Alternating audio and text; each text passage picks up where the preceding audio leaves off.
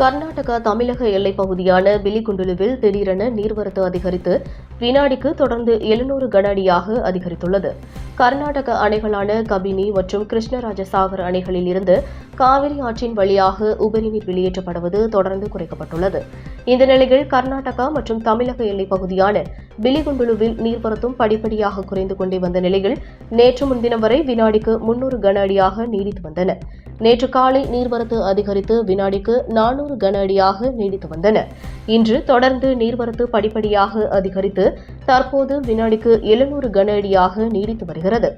இந்த நீர்வரத்தால் Aintharuvi, cine falls, main அருவி உள்ளிட்ட அருவிகளில் தண்ணீர் ஆர்ப்பரித்து கொட்டி செல்கின்றன. தருமபுரியில் இருந்து ரிப்போர்ட்டர் சீனிவாசன்.